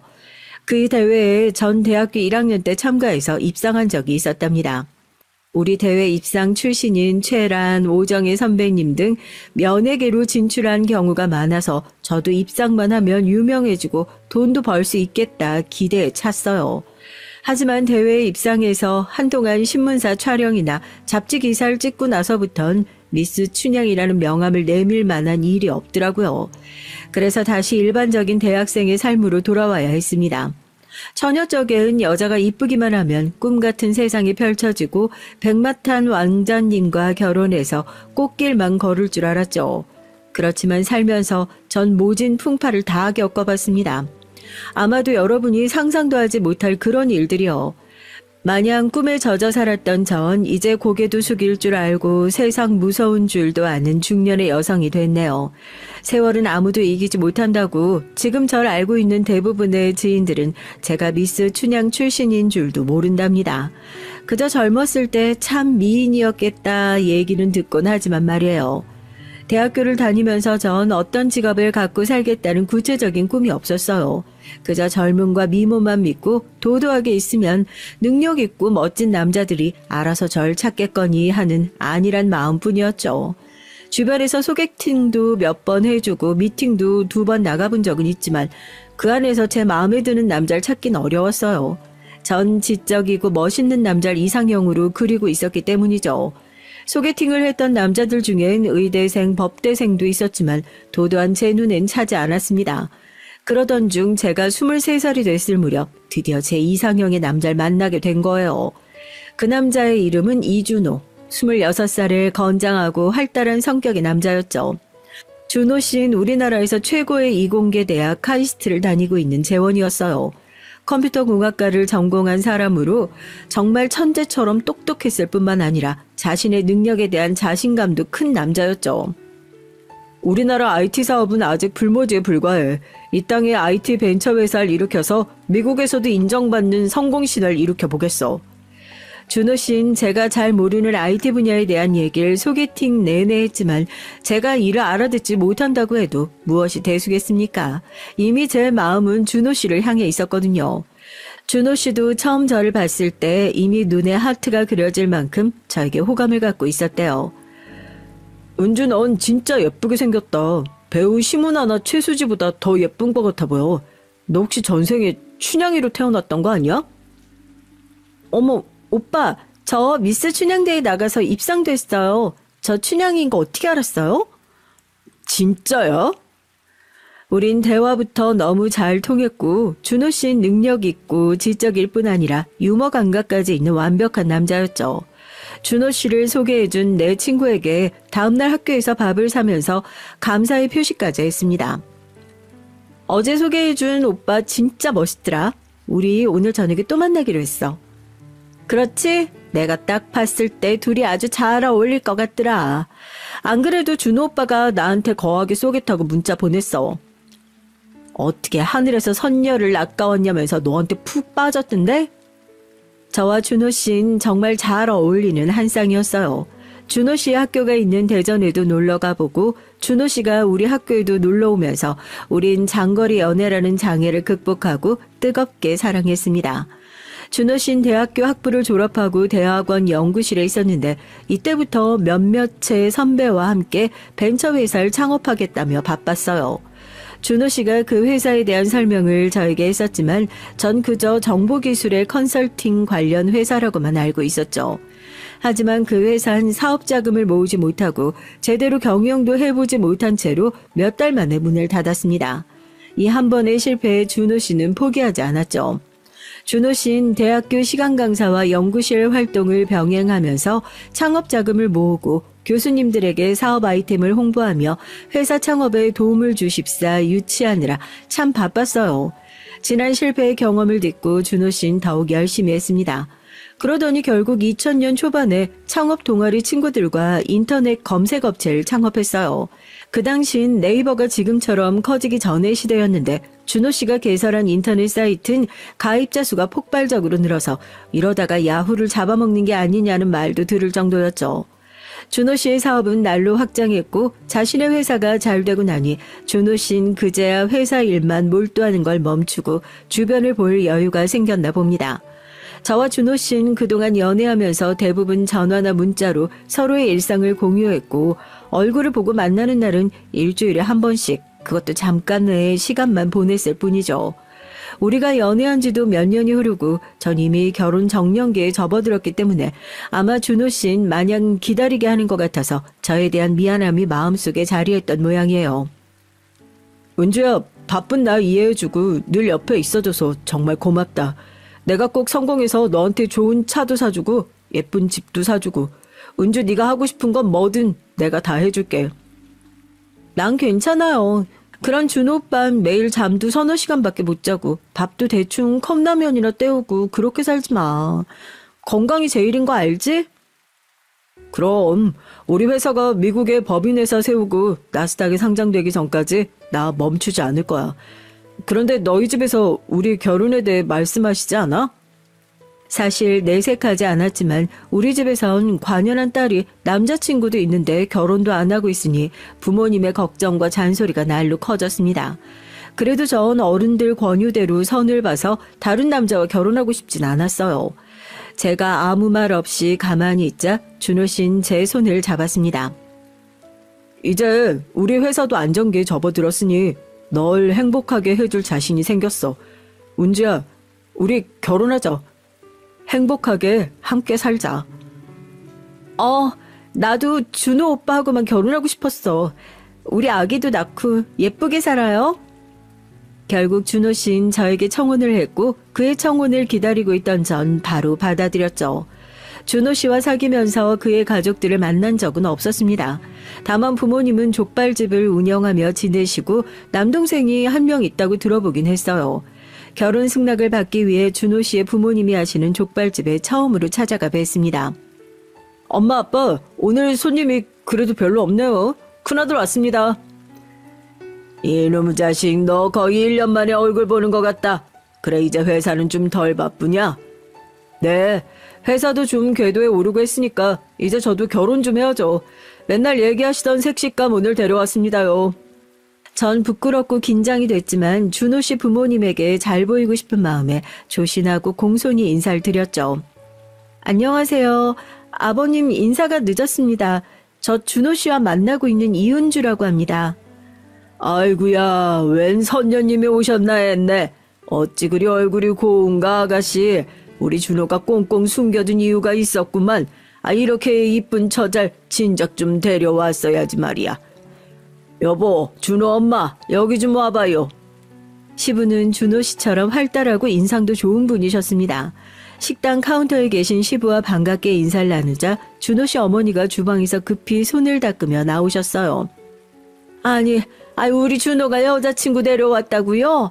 아이고 반가워라. 네, 어머님 처음 인사드려요. 이렇게 뵈니까 저도 너무 반갑습니다. 왜 우리가 흔히 드라마에서 보는 못된 시부모님 많잖아요. 내 잘난 아들 빼앗아 간 게 너냐 라면서 네 조건이 어쩌고 저쩌고 며느리 흠집 잡기 바쁜 그런 시부모님이면 어쩌나 걱정이 많았는데 웬걸요? 준호 씨의 좋은 성격은 그 부모님의 영향을 받았던 모양인지 부모님 두 분 모두 참 좋은 인성을 가진 분들이셨어요. 두 분은 저와 준호 씨에게 각종 족발과 비빔막국수, 김치전 등등 상다리가 부러지도록 많은 음식들을 계속 가져다 주셨습니다. 족발을 한 점 집어 새우젓을 찍어 입에 넣자마자 육즙이 그냥 잘잘 부드러운 것이 너무 맛있었어요. 아니요, 어머님, 족발이 어쩜 이렇게 부드럽고 맛있어요? 돼지 잡내는커녕 고소한 향만 나고 저 이렇게 맛있는 족발 머리털 나고 처음 먹어봐요. 원래 이쁜 것들은 입도 짧고 여시처럼 내숭 떠는 거 아닌가 보다. 아유, 은주 양은 얼굴도 이쁜데 어찌 그리 복스럽게 잘 먹고 성격도 좋아 그래? 감사합니다. 근데 진짜 맛있어서 그래요. 전 이미 준호 씨 부모님에게 사랑받는 딸처럼 편하고 사이좋게 지내게 됐어요. 아닌 게 아니라 족발도 맛있고 다소 허름한 식당인데도 손님들이 거의 모든 테이블을 채우고 계셨죠. 그런데 지금 밤 9시인데도 식당에 손님이 이렇게나 많이 오시네요. 오늘은 비도 오고 해서 손님들이 좀 적은 거야. 평소 저녁 시간엔 줄을 서서 기다려야 된다고. 준호 씨 아버지는 자랑스럽다는 듯이 설명하셨습니다. 준호 씨 부모님 가게는 동네에 소문난 대박 맛집이었어요. 카이스트 대학원까지 다닌 똑똑한 준호 씨의 부모님은 20년 넘게 족발 장사를 하셨다고 하니 뭔가 언밸런스해 보였지만 도리어 전 좋았습니다. 가족분들이 교수나 전문직처럼 모두 똑똑하고 엄격한 분위기였다면 평범한 전 숨막혔을지도 몰라요. 준호 씨 부모님은 장남이 처음 데려온 여자친구, 그것도 신부감을 데려왔으니 이것저것 궁금하신 부분이 많았고 전 차근차근 질문들에 답해드렸습니다. 족발을 먹고 간단하게 소주도 조금씩 마시면서 우리의 분위기는 이미 결혼한 뒤에 친밀한 가족과 같았어요. 이렇게 좋은 시부모님이 계시니 전 하루라도 빨리 준호 씨와 결혼하고 싶어졌죠. 그리고 준호 씨는 제가 자신의 부모님과 이렇게 잘 어울리는 모습을 보니 입이 귀에 걸려서 연신 행복하다는 말을 했습니다. 시간이 11시가 다 되어가는 늦은 시간이 되자 급히 남자 한 분이 족발집에 들어왔어요. 이 자식아, 왜 이렇게 늦게 왔냐? 너희 형수 이제 집에 데려다 줘야 돼. 아, 미안. 오늘따라 과장님이 회의를 길게 해서 너무 늦었네. 게다가 회사가 화성시에 있잖아. 형 좀 봐줘. 안녕하세요, 형수님. 형이 보내준 사진은 봤었지만 진짜 미인이시네요. 우리 형이 뭐가 좋다고 이런 미인분이 결혼을 하시려고 그러세요? 그 남자분은 준호 씨의 남동생으로 저랑 동갑인 회사원이었어요. 영어를 무척 잘하는 공대생이었던 재호 씨는 지금 외국계 회사에 다니고 있다고 해요. 동생분도 똑똑하고 좋은 회사를 다니시니 집안 유전자가 좋은 모양이에요. 제가 준호 씨네 가족들에게 환대를 받은 만큼 우리 부모님도 준호 씨를 반겨주셨습니다. 준호 씨가 워낙 넉살 좋은 성격이고 게다가 IT 회사 공동대표를 하는 능력 있는 남자다 보니 우리 부모님은 얼씨구나 하고 제가 좋은 남자에게 시집 간다고 이미 동네에 소문을 내셨다네요. 양가 부모님께서 전폭적으로 우리의 결혼을 밀어주셨고 우린 한 달 만에 결혼식을 올렸습니다. 회사 일이 바쁜 준호 씨의 상황상 신혼여행은 다음으로 미룬 것이 좀 아쉬웠지만 그것 빼곤 모든 것이 다 좋았어요. 준호 씨는 전에 했던 약속대로 돈은 얼마가 들어도 좋으니 제가 원하는 신혼집을 골라보라고 했죠. 전 평소 로망이었던 작은 마당이 있는 2층 집을 선택했습니다. 이곳에 텃밭도 일구고 마당에 잔디와 각종 나무를 예쁘게 심어서 조경도 했어요. 우리 사이에 아기가 태어나면 이곳을 뛰어놀고 물놀이도 할 행복한 상상을 하면서 우리 집을 하나씩 꾸며갔죠. 하지만 그렇게 오랫동안이나 아기가 우리를 기다리게 할 줄은 그때는 몰랐습니다. 우리 부부는 병원에 가봤지만 특별히 임신이 안 될 조건이 없음에도 임신이 되지 않았으니까요. 남들이 볼 때 부러워할 만한 가정이었지만 아이가 없으니 제 속은 타들어갔죠. 하지만 제가 불안해하고 조급해한다고 뭐가 바뀌겠어요. 그저 바쁜 남편 건강하도록 음식 잘 챙겨주고 사업하는 남편의 안사람으로서 입는 옷이나 챙겨주면 사이좋게 잘 살고 있었어요. 우리가 결혼하고 오래되지 않아 서방님도 결혼하게 됐습니다. 서방님이 시댁에 데려온 아가씨는 저보다 1살 어린 여자분이었는데 한눈에 전 알아볼 수 있었어요. 그 여잔 속된 말로 된장녀의 성형녀였거든요. 된장녀란 여자가 속물처럼 명품이나 남들 눈에 있어 보이는 겉모습, 치장만 중요시하는 여자라고 하잖아요. 그 여잔 발끝부터 머리끝까지 온갖 명품으로 도배를 했고 쌍꺼풀이 크고 코를 있는 대로 높게 세워선지 어색한 느낌이 강한 얼굴이었습니다. 제가 나중에 서방님에게 살짝 물어봤을 정도예요. 서방님, 예비 신부 친정집이 부자인가요? 명품을 아주 좋아하나 봐요. 아니요, 그냥 평범하게 회사 다니다가 은퇴하신 분들이에요. 저 사람이 명품을 좀 좋아해야 말이죠. 자기 월급을 고스란히 저런 옷이랑 액세서리 같은 거 사더라고요. 이렇게 말하는 서방님은 골치 아프다는 표정이었어요. 사실 그 아가씨와 서방님은 우리처럼 불타는 사랑으로 결혼까지 가게 된 것이 아니라 따로 사정이 있었거든요. 서방님 회사가 화성시에 있어서 인근 오피스텔을 자취하며 살다가 이웃으로 만나게 되면서 친해지게 됐는데 어느 날 술김에 두 사람은 그만 선을 넘게 된 거죠. 그 이후로 연애를 하긴 했는데 아가씨는 서방님을 좋아했지만 서방님은 그 아가씨에 대해 진지한 마음이 아니었었대요. 그저 좀 사귀다 말려고 했답니다. 하지만 그날 밤 아기가 생긴 거예요. 그래서 서방님은 자신의 아이를 책임질 마음으로 이 아가씨와 결혼을 하게 된 거죠. 서방님은 난감해하면서 얘기를 했지만 전 속으로 조금 부끄러웠어요. 속도 위반이라도 아기가 생긴다니 얼마나 좋겠어요. 이런 사정이 있으니 결혼식은 바로 그 다음 달에 올렸고 그렇게 동서가 새 식구로 들어오게 된 겁니다. 구독자 여러분, 관상을 믿으시나요? 전 사람을 볼 때 조금 따지는 편인데요. 우리 동선 제가 본 관상과 첫인상 그대로의 성격을 지닌 사람이었습니다. 젊은 여자가 과하게 꾸미고 성형까지 그렇게 한 것이 좋아 보이지 않았는데 그보다 동서의 성격이 더욱 문제였어요. 자기 형편에 맞지 않게 과소비하는 데에다가 말을 너무 생각 없이 내뱉는 성격이죠. 하루는 가족 모두 시댁에 모여 저녁을 먹으며 대화를 하는 자리였어요. 거기에서 동서는 아이가 없는 저 들으라는 식으로 속없이 얘기를 하더군요. 난 신혼생활도 없이 바로 애기 엄마가 돼버렸으니 이 신세 어쩜 좋아요? 내가 잘 나가는 싱글이었던 때가 바로 엊그제 같은데 말이죠. 당신이 언제 잘 나갔어? 진짜 미인인 우리 형수도 가만히 있구만. 이가 진짜? 또 형님하고 나 비교할 거야? 그래도 시집 오자마자 떡두꺼비 같은 손자 낳아준 이 둘째 며느리가 더 이쁘죠, 어머님? 어머님은 제 눈치를 살피면서 말씀하셨어요. 둘째야, 아기가 생긴 건 축복이야. 감사한 마음으로 열심히 키우거라. 그런데 왜 차린 음식들은 이렇게 안 먹는 게야? 속이 안 좋아? 석훈이 임신해서 15kg나 몸무게가 늘었는데도 안 빠져서 큰일이에요. 족발같이 고칼로리 먹으면 제 몸매는 어째요? 족발집에서 아들 둘을 키운 자부심 많은 시부는 이런 동서의 말에 기분이 조금 상하셨지만 갓 태어난 손주를 보시느라 정신이 없으셨어요. 형, 요즘 회사는 잘 되고 있어? 사실 요즘 남편의 회사는 초반의 기세가 무색하게 악재가 더해지면서 분위기가 좋지 않았습니다. 야후 코리아도 사업을 철수할 정도로 한국 시장은 검색 사이트가 우후죽순 많이 생겼고 대형 업체 틈바구니에서 남편의 회사는 갈수록 설 자리를 잃고 있었죠. 남편은 어두운 얼굴로 그저 그렇다고 둘러댔어요. 형님은 참 좋겠어요. 이렇게 큰 회사 대표인 시숙이 있어서 주변에서 남편 땡 잡았다 얘기 듣죠? 서울에서 2층 집에 살고 차도 외제차고 사고 싶은 건 다 살 수 있겠네. 부럽다. 땡 잡은 건 저예요, 재수씨. 우리 아는 절약만 하고 맨날 저 챙기느라 자긴 돌보지도 않는 사람인걸요. 이렇게 이쁜 여자가 옷이나 가방 같은 거 사는 건 관심도 없고 집안 살림은 얼마나 야무지게 하는지 참 전 결혼 잘한 것 같아요.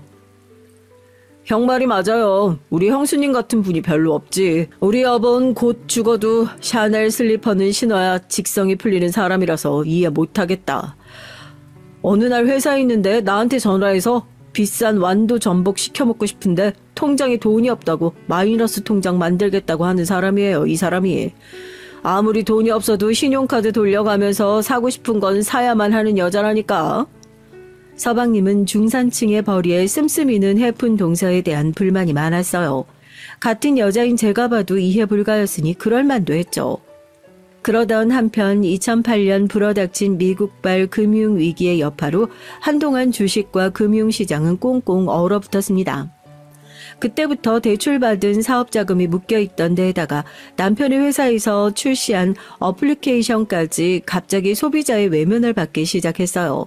어쩔 수 없이 남편은 하나둘 직원을 해고하고 사업 규모를 줄여나가면서 이 위기를 극복하기 위한 노력을 했죠. 남편은 하루에도 몸무게가 1kg씩 줄어드는 것 같다고 말할 정도로 마음고생이 심했어요.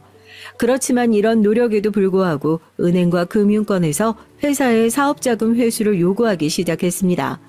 결국 1년도 더 버티지 못하고 남편의 두 번째 회사는 부도가 나버리고 말았죠.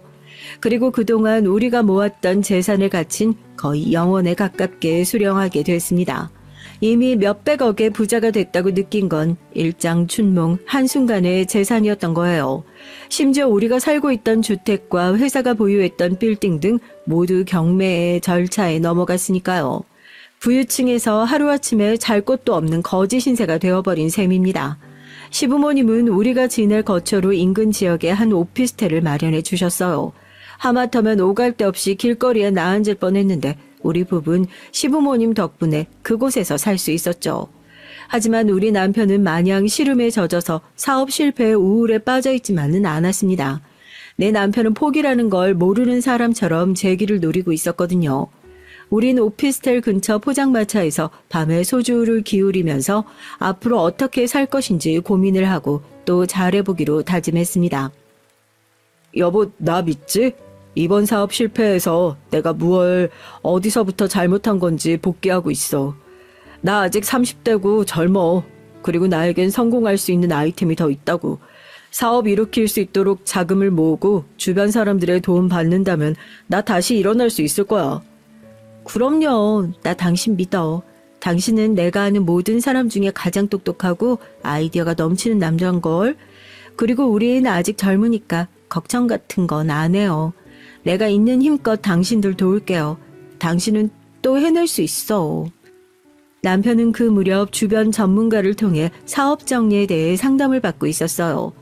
회사 자체를 희생할지 파산할지, 직원들의 임금 체불을 어떻게 해결할지, 그리고 회사가 체납한 세금에 대한 납세 의무는 어떻게 되는지 등등 회사 법인에 대해서 조언을 듣고 차근히 정리해 나갔습니다. 보통 이렇게 회사가 파산하면 대표는 자기 재산을 몰래 챙겨서 직원들 임금 지불도 체납된 채 도주한다고들 하는데 우리 남편은 그 마지막까지 최대한 도덕적으로 그리고 직원들에게 피해를 줄이는 방향을 고민하면서 정리해 나갔어요. 결국 남편은 결단을 내리고 사업을 과감하게 정리했습니다. 우선 회사를 폐업 신청을 하고 남편 본인도 개인 파산 신청을 했어요. 밀린 직원들 급여도 근로복지공단에서 사업주 대신 지급해주는 채당금으로 처리를 했고요. 그나마 사업주가 나서서 채당금으로 처리해준 데 대한 보답으로 직원들은 검찰의 임금 체불로 인한 형사처벌을 원하지 않는다는 탄원서를 내줘서 처벌도 면할 수 있었습니다. 물론 이 모든 과정은 매우 복잡하고 상당한 노력이 들었지만 남편은 사업 정리를 잘 마무리할 수 있었어요. 폐업한 두 번째 회사를 깔끔하게 정리하고 나자 남편은 새로운 회사를 다니기 시작했어요. 새 직장은 이전에 파산한 회사의 직원들과 함께 설립한 게임 회사였습니다. 직원들은 폐업한 회사에서 구상 중이던 게임 프로젝트를 새로 설립한 회사에서 진행했어요. 남편은 한동안 집에 생활비가 없었기 때문에 퇴근한 이후엔 대리기사도 했어요. 이렇게 낮과 밤 가리지 않고 종잣돈을 모아가면서 남편은 열심히 살았습니다. 이 시간들은 뼈를 깎는 인고의 시간들이었어요. 남편은 대리기사를 하면서 술 먹은 진상들이 난동을 피우고 심지어 이 개새끼야 하면서 욕설을 듣질 않나 못 볼 걸 많이 당했죠. 남편은 이 시간들을 견디면서 세 번째 회사가 자신의 마지막 사활을 건 곳이라는 것을 마음으로 조금씩 키워나갔습니다. 여보, 내가 얼마 전에 얘기한 심심풀이 게임 말이야. 그게 간단한 게임이었는데 생각지도 않게 인기를 타면서 그 게임이 구글 플레이 스토어에 며칠간 급상승 1위도 기록했어. 이거 대박 조짐이 보이는걸? 게임 회사에서 출시한 어플리케이션이 대박이 난 한편 남편은 부족한 자금을 모으는 일에 몰두했습니다. 재도전하는 기업인을 돕는 정부 정책을 찾아서 정책금융기관부터 펀딩을 받을 수 있도록 준비를 하고 있었죠. 재기지원 펀드라는 것이 있어서 남편 회사가 재기자금을 지원받을 수 있기 때문입니다.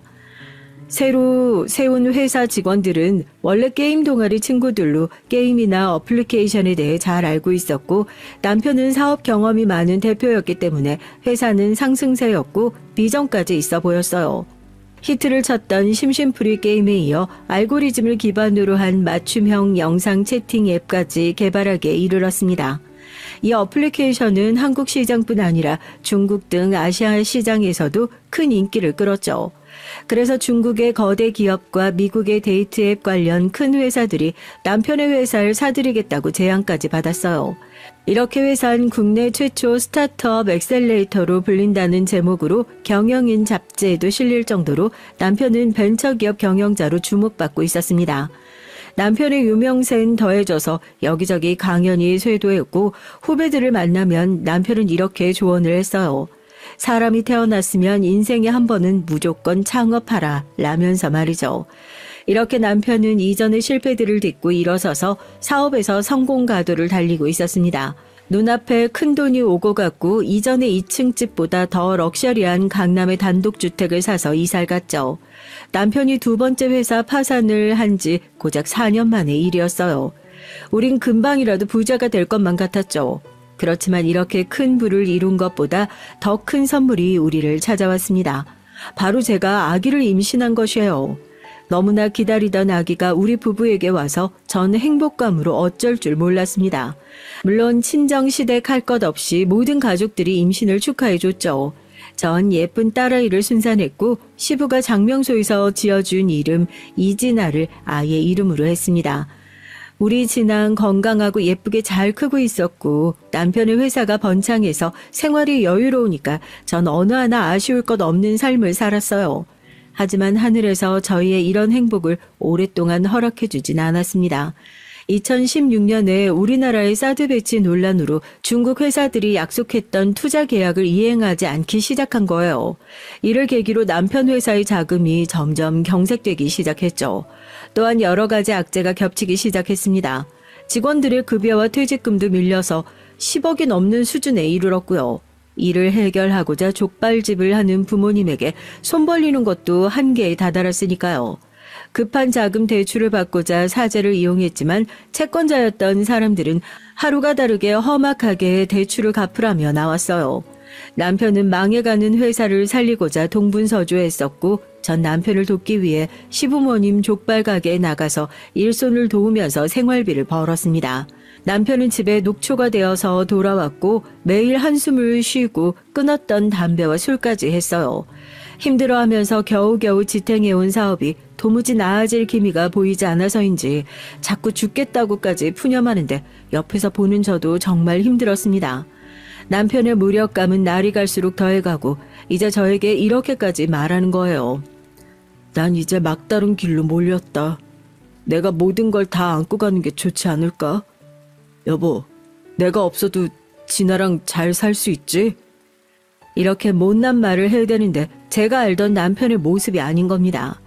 아니라고 열심히 하면 된다고 응원하는 것도 하루 이틀이지. 계속 이러니 솔직히 저도 지쳐서 대답도 나오지 않는 상황이었어요. 그러던 어느 날 시부모님 식당에서 일하고 퇴근해서 집에 돌아온 전 너무 고통스러운 현실을 마주하게 됐습니다.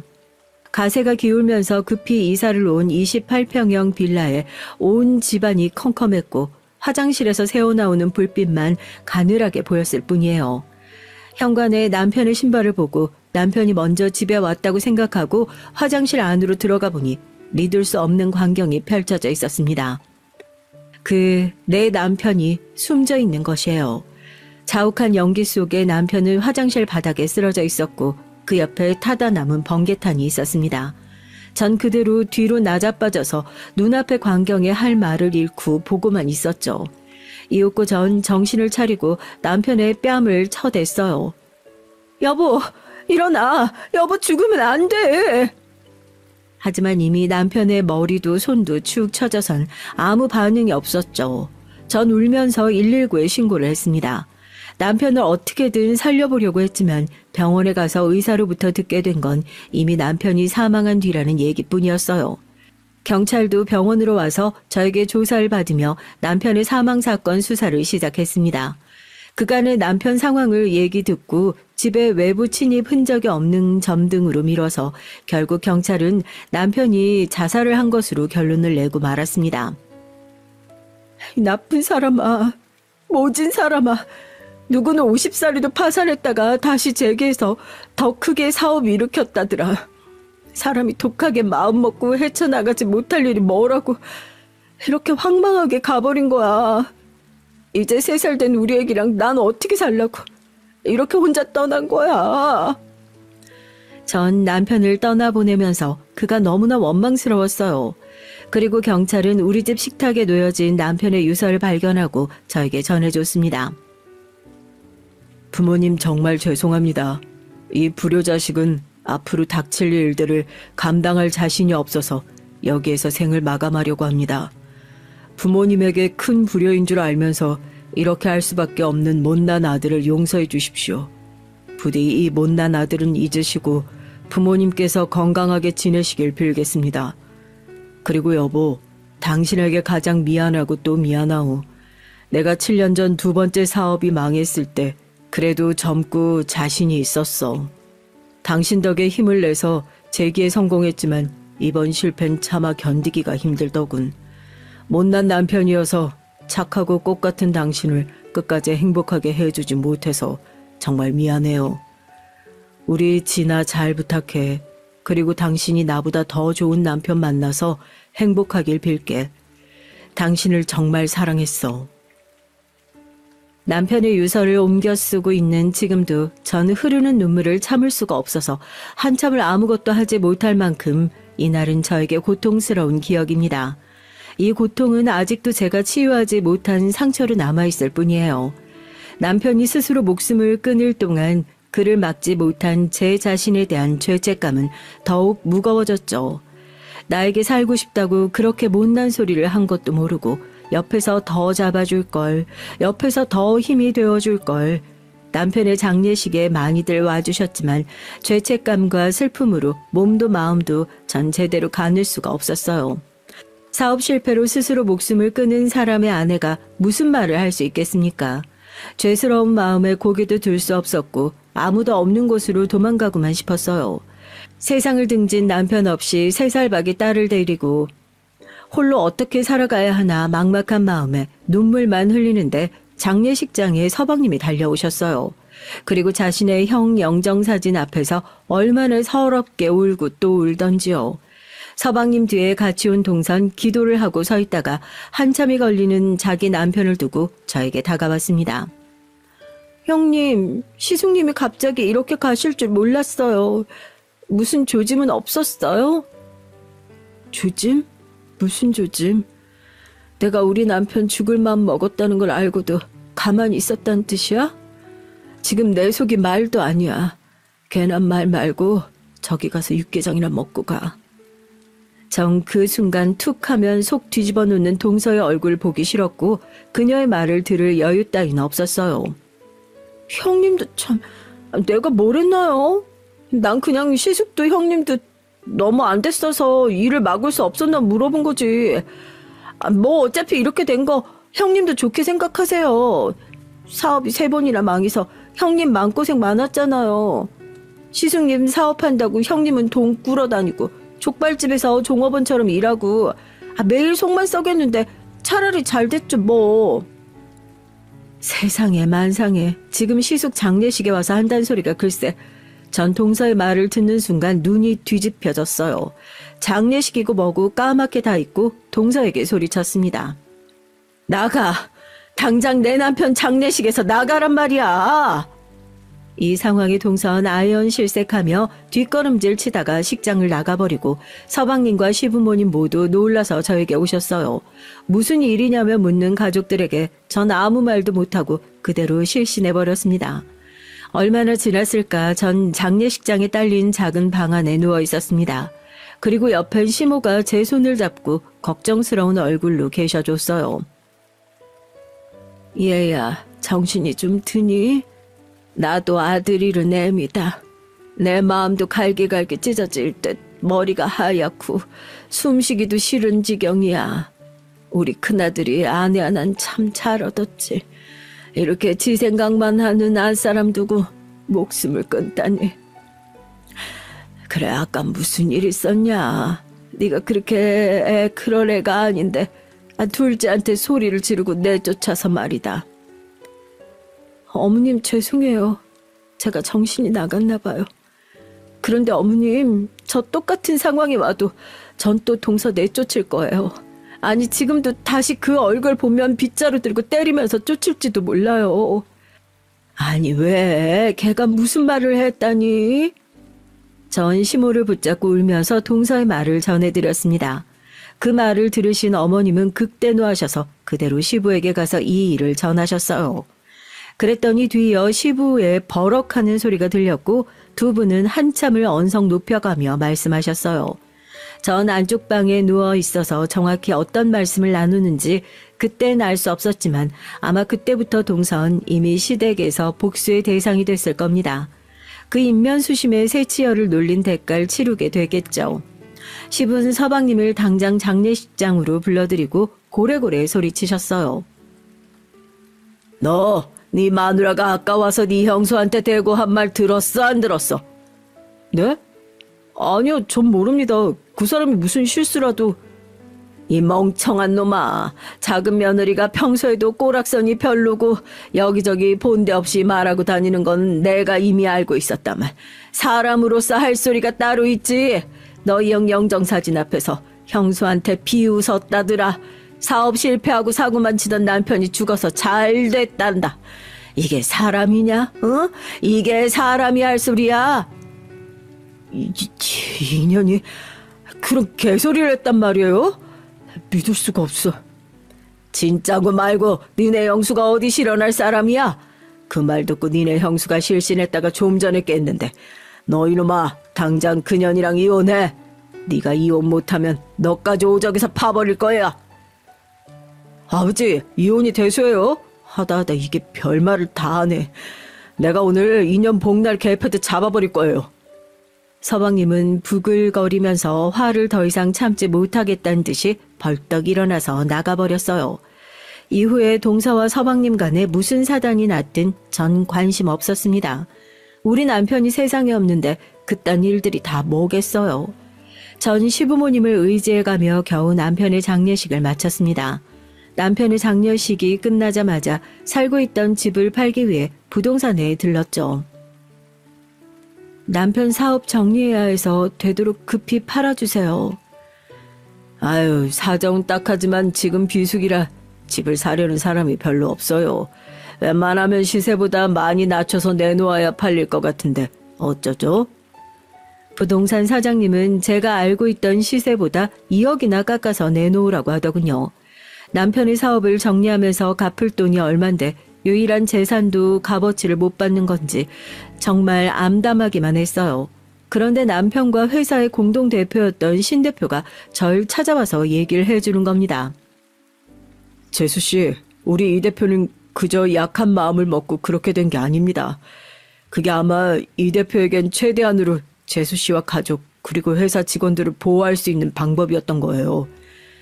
이 대표는 채권자들이 우리가 살고 있던 집 그리고 예금 등을 건드리지 못하도록 조치를 취했고 직원들의 퇴직금까지 정리해놓고 나에게 이 사실을 알려줬습니다. 아마 지난번 사업 실패 때 회사가 망하면서 자기 전 재산까지 날리는 일이 이번엔 없도록 한 것 같아요. 그러니까 재수씨 집 팔 필요도 없고 갚을 돈도 없습니다. 지금의 재산으로 사시면 되세요. 그리고 제가 이 대표 딸의 아버지처럼 모든 일을 다 해주겠습니다. 어떻게든 저도 재기에 성공해서 진아가 대학도 가고 유학도 갈 때까지 모두 제가 도울게요. 제 남편을 오해하고 의심했던 제가 미웠어요. 결국 우리 가족과 직원들을 지키기 위해 남편이 어쩔 수 없이 그런 선택을 했다니. 그런 남편이 고맙고 존경스러웠지만 한편으론 남편이 너무 미웠습니다. 아무리 재산이 있으면 뭐하나요? 내 남편이 세상에 없다면 무슨 소용일까요? 전 부동산에 집을 매도하기로 했던 걸 취소하고 우리 딸과 함께 지금까지 이 집에서 잘 살고 있습니다. 그리고 남편이 지켜준 재산 덕에 생활비 걱정 없이 딸을 키우며 지낼 수 있게 됐어요. 하지만 진아가 유치원을 가고 나서부턴 시간 여유가 생겨서 시부모님 족발집에서 일하고 있습니다. 시부모님은 한사코 그런절 만류하셨지만 그저 전 시부모님과 함께 일을 하고 싶었어요. 그리고 시부모님도 전보다 많이 늙으셨습니다. 큰 아들도 없는 분들에게 저라도 할 수 있는 만큼 옆에 있어 드리고 싶었거든요.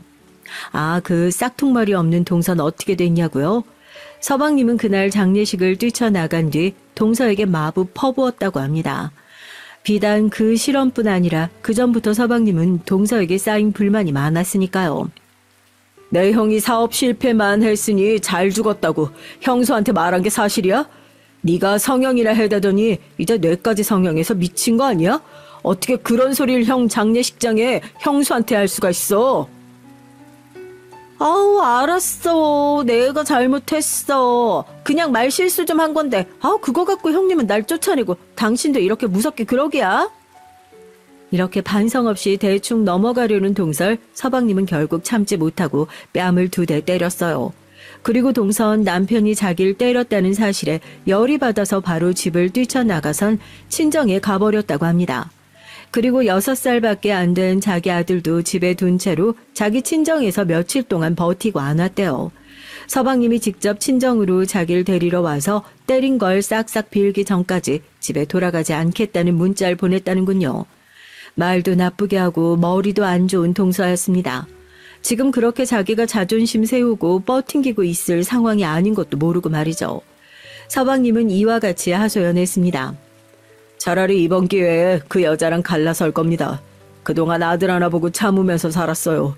이 여자 하루 일과가 어떤지 아세요?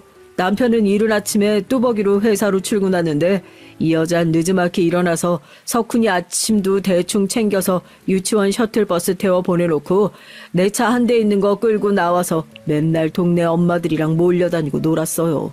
쇼핑몰 다니고 브런치 먹으러 다니면서 돈 써대고 애들은 이 학원 좋다, 이 교구 좋다 그런 시답지 않은 수다 떨며 오후까지 놀다가 석훈이 유치원에서 올 시간 맞춰서 집에 들어가는 거예요. 집안일이라도 깨끗이 청소하고 빨래하고 애 교육 챙기면 내가 뭐라고 합니까?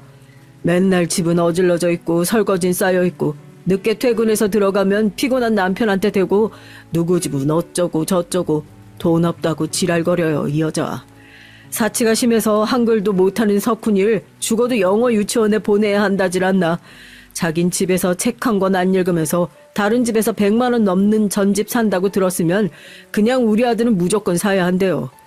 내 월급이 400만 원 정도 가져온다 치면 매달 그 이상은 아내가 써대서 적자 신세 면하질 못해요. 지금 집도 내가 결혼할 때 전세자금 대출 보태서 마련한 건데 결혼한 지 6년 되는 동안 여전히 그 신세를 못 면하고 있는 건 다 그 여자 때문입니다. 내가 소비 좀 줄이고 집 사야 한다고 하면 그냥 웃어요. 에이, 능력 있는 당신이 더 벌어오면 되지. 시숙처럼 사업을 해볼래? 그럼 훨씬 생활비 많이 가져올 수 있지 않아? 이렇게 철없는 소리만 해댄다니까요. 툭 하면 입술에 필러 넣고 이마에 무슨 시술하고 얼굴이 갈수록 성형한 티만 많이 나면서 늙은이 취해져서 있던 정도 뚝 떨어졌어요. 이번 일 겪으면서 이혼 결심하게 됐으니 저 말리지 마십시오. 동선 일주일이 지나도 남편이 자기를 데리러 오지 않자 뒤늦게 사태를 파악하고 자기 집에 들어가려고 했어요. 하지만 이미 서방님은 현관문 비밀번호를 바꿔놓고 동서를 집 안으로 들여보내지 않았습니다.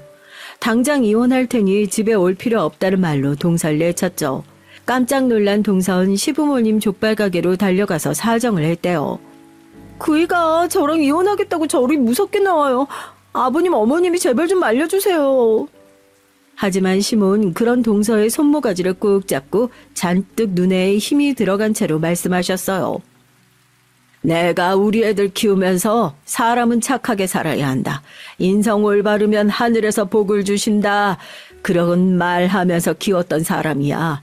그런데 다른 사람도 아니고 네 시숙이 죽었는데 거기다 대고 멋이 어째? 내 아들이 죽어서 잘 됐다고? 앞으로 넌 내 며느리도 아니고 사람 취급도 안 할 거다. 여기서 썩 나갈. 이년이 이제 이 집에 얼씬도 하지 마라. 그러고 동서를 향해 굵은 소금 한 바가지를 들고 나와서 마구 뿌려댔어요. 동서는 기겁을 하고 도망을 갔고 결국 서방님은 진짜로 동서와 이혼했습니다. 동서는 그야말로 땡전 한 푼 못 받고 소방 맞은 것이죠. 시부모님은 원수 같은 동서 때문에 그의 아들인 석훈이까지 미운 마음이 생겼다고 하셨어요. 그리고 아빠 없이 살 제 딸이 안쓰럽다면서 시부모님이 갖고 계신 재산을 모두 딸의 명의로 증여해 주신 겁니다. 서방님도 저에게 미안한 마음이셨던지 이에 대해서 한마디도 보태지 않고 따랐던 것 같아요. 물론 전 서방님의 아들 석훈이가 좀 더 크면 그 몫을 다시 증여해서 돌려줄 생각입니다. 지금은 시부모님도 서방님도 이렇게 하시는 것이 마음이 편할 테니까요. 남편이 남겨준 재산에 시부모님이 증여해 주신 재산까지 전 청소 도우미와 운전기사도 두면서 돈 걱정 없이 여유롭게 살고 있어요. 시부모님과 친정부모님 모두 건강히 잘 계시고 평일에 3일씩은 시부모님 족발 가게에서 일도 도와드리며 사는 얘기도 하면서 시댁과의 인연을 이어가고 있습니다. 시부모님은 제가 원한다면 족발집을 물려주고 싶다고 하셨지만 아직 제가 결심이 서지 않기 때문에 고민 중에 있어요. 지금 전 초등학생이 된 딸아이가 건강하게 크도록 뒷바라지하고 아이를 교육시키는 일에 전념하고 있기 때문입니다. 늦둥이 딸을 둔 탓에 딸아이 친구들 엄마보다 좀 더 늙은 엄마인지라 뒤처지지 않게 더 부지런 떨며 살아가고 있어요. 딸은 너무 어릴 때 자기 아빠를 잃었기 때문에 전 딸에게 틈날 때마다 남편의 사진을 보여주고 아빠에 대한 얘기도 들려줬어요. 우리 딸이 자신의 뿌리인 아빠를 잊지 않고 기억해 주었으면 좋겠습니다. 너희 아빠 정말 똑똑한 분이셨어. 우리 딸 카이스트라고 알지? 우리나라에서 천재라고 불리는 사람들만 가는 대학교 말이야. 너네 아빠 거기 대학교도 다니고 대학원까지 다녔어. 그뿐인 줄 알아? 아빠는 사업가로서 추진력도 있고 신념도 강한 멋있는 남자였어. 그래서 큰 벤처회사도 3번이나 만들었고 인터뷰도 하고 강연할 정도로 성공했었지. 근데 그런 아빠가 왜 지금 우리 곁에 없는 거예요? 그건 말이다. 아빠는 우리가 진아랑 엄마 그리고 회사 직원들을 지키기 위해서 희생하신 거야. 이렇게 얘기하면 똑똑한 우리 딸은 마치 모든 일을 이미 알고 있다는 듯이 다 이해했다는 눈빛으로 절 바라보곤 합니다. 뿐만 아니라 우리 두 모년 여행도 자주 다니고 있어요. 견문도 넓히고 좋은 세상 많이 보며 자랐으면 하는 바람으로 진아와 둘이서 국내에도 다니고 1년에 2번 이상은 해외여행도 다니면서 지내고 있습니다. 우리 아이가 넓은 세상을 바라보고 마음을 단단히 다지며 자라서 자기 아빠처럼 아니 아빠를 뛰어넘는 멋진 사람으로 성장하길 바라면서 말이죠. 여자 혼자 몸으로 자식을 키우다가 문득 고비고비 힘들 때마다 전 항상 남편을 떠올려요. 이 생에서 열심히 살면서 우리 진아를 잘 키우고 나면 고개를 아주 빳빳이 들고 저 세상에 먼저 간 남편 앞에서 큰 소리 뻥뻥 칠 거라고요. 당신이 비록 먼저 갔지만 난 굴하지 않고 이렇게 우리 딸 잘 키워냈다고 말이죠. 그럼 내 남편은 기특한 절 칭찬하며 고생했다고 안아주겠죠? 여기까지 저의 굴곡지게 살아왔던 얘기였습니다. 제 사연을 끝까지 함께 들어주신 구독자 여러분께 무한한 감사를 보냅니다. 혹여 지금 힘들고 버거운 일을 겪고 계신 분 있다면 하루하루 버티다가 언젠간 좋은 날이 올 테니 포기하지 않으시면 좋겠어요. 별의 별일 다 겪은 저도 그런 마음으로 하루하루 살아가고 있습니다. 우리 모두 힘을 내서 살아봐요. 화이팅!